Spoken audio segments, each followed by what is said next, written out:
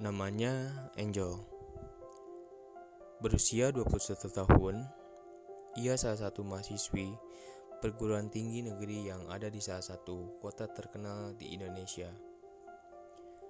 Dia anak kedua dari 3 bersaudara, yang dimana hubungan keluarganya juga rumit. Kemudian, berakibat itu, ia kekurangan kasih sayang dari orang tuanya. Dan dia pun tumbuh menjadi sosok yang kurang terbuka terhadap keluarga, yang menyebabkan jika ia mempunyai pasangan, ia akan bersandar terhadap orang tersebut. Dari berbagai macam hal yang telah dilaluinya, hingga suatu saat ada beberapa kejadian yang membuat ia berubah dari sifat dan sikapnya, terutama terhadap orang lain.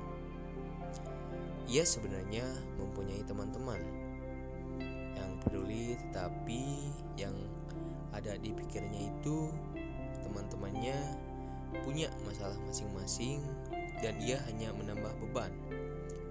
Jika terus menceritakan semuanya secara detail, karena temannya sering cerita banyak hal kepada Angel ini. Assalamualaikum, selamat siang Pak. Waalaikumsalam, selamat siang juga Mbak. Saya senang sekali berjumpa lagi dengan Anda. Kurang lebih ini pertemuan ketiga kali ya? Terima kasih Pak, betul. Ini ketiga kalinya saya konsul Bapak perihal apa yang saya alami. Oke, baik. Bagaimana kabar kamu hari ini? Untuk itu kabar saya cukup baik sih Pak. Oke, kelihatannya wajah kamu sangat murung. Tampaknya ada sesuatu yang mengganggu perasaanmu, sehingga Anda datang untuk menemui saya kembali. Betul Pak, saya ingin berkonsultasi lagi dengan Bapak. Oke. Setelah konsultasi pertama dan kedua, saya mulai mengetahui tentang diri Anda. Untuk hari ini, apa yang ingin kamu sampaikan kepada saya? Tapi saya agak takut sih Pak. Saya takut untuk masalah ini tuh diketahui oleh banyak orang. Oke, baik. Kamu tidak perlu khawatir. Di sini, Bapak akan menjaga rahasia kamu, sebab proses konseling memiliki teknik-teknik dan kode etik, serta asas-asas yang harus dijaga dan dikuasai oleh seorang konselor. Nah, salah satu asasnya adalah asas kerahasiaan. Jadi kamu tidak perlu takut masalah kamu terbongkar dan atau yang kamu alami, dan untuk diketahui orang pun tidak akan gitu. Syukurlah Pak kalau gitu. Saya juga berharap agar masalah yang saya alami dapat teratasi dan menemukan jalan keluar yang terbaik. Oke, kalau begitu dapatkah kamu menceritakan kepada saya? Saya ingin mendengarkan sejauh mana perasaan tidak enak atau trauma pada masa lalu yang membuat perasaanmu terganggu itu. Menurut saya sudah sangat jauh sih Pak, karena ini sangat berdampak besar jika suatu saat saya ingin menjalani hubungan dengan seseorang. Mengapa bisa begitu? Karena saya sudah mengalami fase ini beberapa kali dan pada akhirnya saya mengurungkan niat untuk membangun hubungan dengan orang tersebut. Nah, bisakah kamu menceritakan lebih jelas kepada saya? Kurang lebih 1,5 tahun yang lalu, saya menjalani hubungan dengan seseorang yang dimana saat itu keadaan saya sedang down dan dia ada. Kemudian saya coba untuk menjalani hubungan dengan orang tersebut, yaitu mantan saya. Pada awalnya saya mengenal dia itu pribadi yang baik, perhatian, peduli sama saya, dan bisa jadi teman diskusi dan teman berbagi untuk keseharian, baik yang dia alami maupun yang saya alami. Akan tetapi pada hubungan yang ke-6 bulan, kami mulai agak retak. dan ia memutuskan hubungan dengan saya tapi secara sepihak. Tapi ia masih mengekang dan ia tidak memperbolehkan saya untuk kenal dengan orang baru, terutama laki-laki. Sekalipun itu teman, juga dia melarang.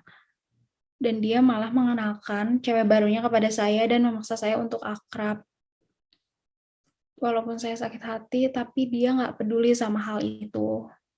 Dan kejadian itu kurang lebih 2-3 bulan. Tidak lama setelah itu, mereka putus, kemudian mantan saya kembali lagi dengan saya dan kami akur kembali. Tidak lama dari itu juga saya masuk rumah sakit dan saya menjalani rawat inap. Di saat seperti itu juga mantan saya berulang lagi, ia menemui cewek lain. Padahal di saat itu juga saya menunggu kedatangan dia karena sebelumnya janji dia akan datang dan itu tepat di ulang tahun saya yang ke-20.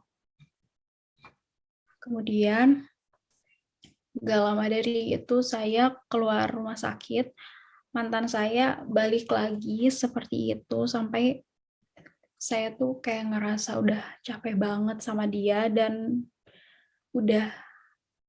mungkin udah terlalu terbiasa. Jadi kalau dia telepon, dia video call sama cewek lain tuh kayak saya udah biasa aja gitu.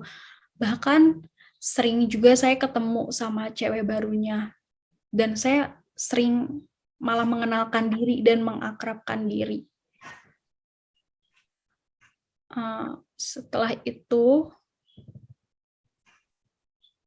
kami masih berhubungan dan menurut teman saya hubungan kami itu toksik sejak 6 bulan yang dia memutuskan sepihak itu. Jika dia emosi, dia memaki-maki saya dengan kata yang tidak pantas hingga saya ngerasa pusing, saya stres, dan saya waktu itu sempat self-harm beberapa kali, dan itu berjalan terus hingga akhir hubungan kami. Makin lama, ia makin berani kepada saya. Jika emosinya naik, awalnya dia tetap memaki saya. Kemudian ia mulai melakukan tindakan seperti menendang, mendorong, dan melempari badan saya dengan barang yang ada. Contohnya waktu itu HP. Di saat itu saya memang tidak bisa apa-apa karena tenaga saya kurang kuat dan badan dia lebih gede, lebih besar.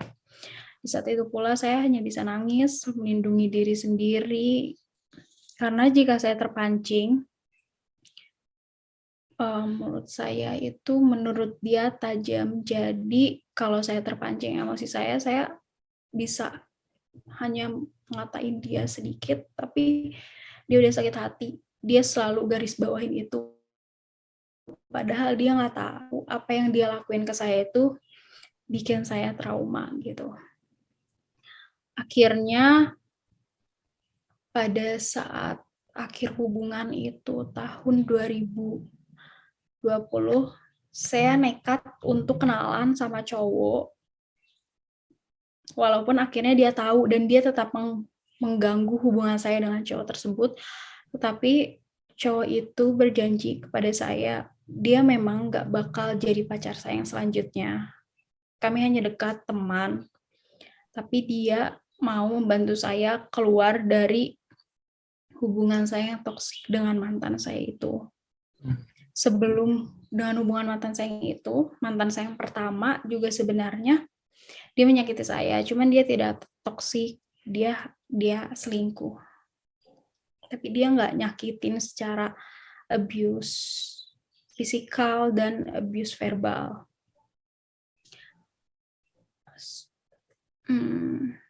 Pada saat itu juga sahabat-sahabat saya selalu bilang saya berubah, mereka tidak mengenal saya, sifatnya juga berbeda 360 derajat.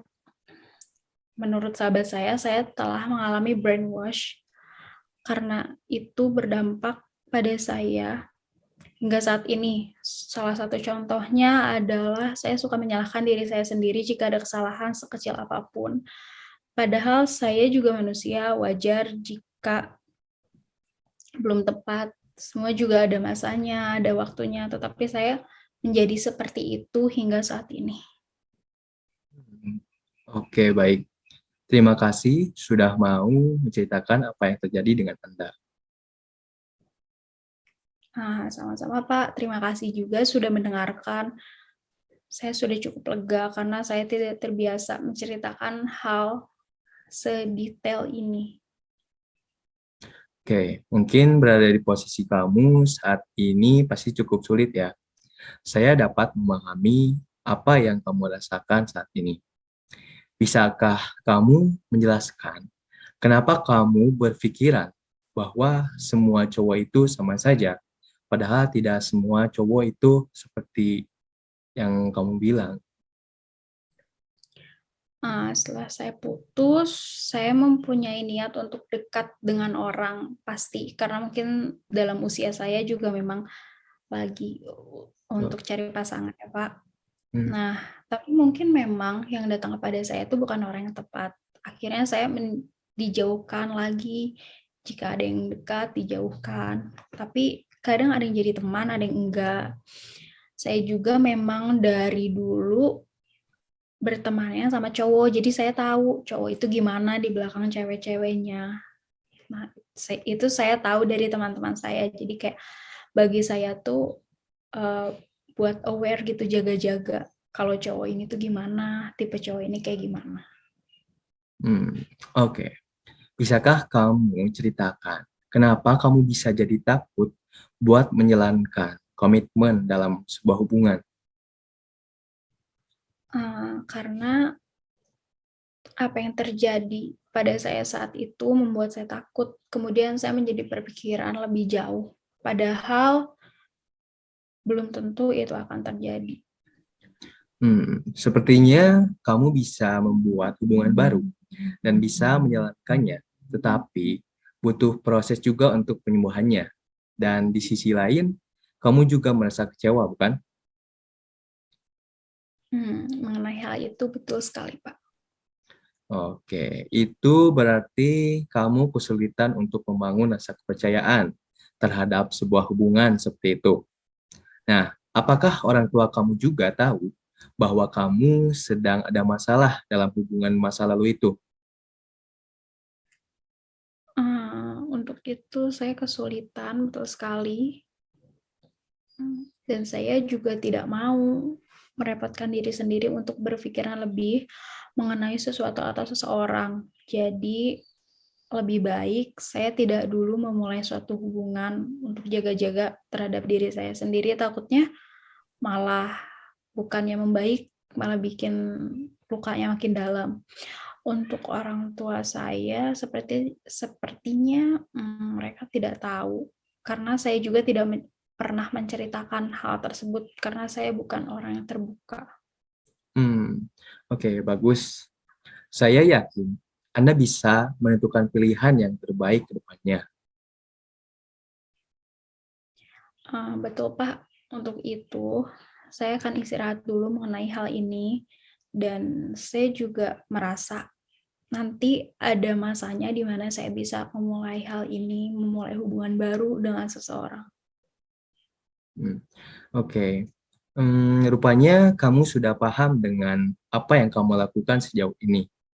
Nah, mungkin kamu pasti bisa keluar dari zona ini dengan banyak proses dan insya Allah yang terbaik buat kamu. Amin. Untuk itu terima kasih doanya Pak. Saya juga berharap seperti itu. Oke, jangan sungkan jika kamu ada yang ingin kita bicarakan bersama dan datang saja menemui saya kembali jika itu ada keluhan yang kamu rasakan. Baik Pak, untuk itu terima kasih. Terima kasih atas segala masukannya dan terima kasih sudah mau mendengarkan cerita saya, membuat saya terbuka. Saya pamit dulu ya Pak ya, mohon maaf mengganggu. Assalamualaikum. Waalaikumsalam warahmatullahi wabarakatuh.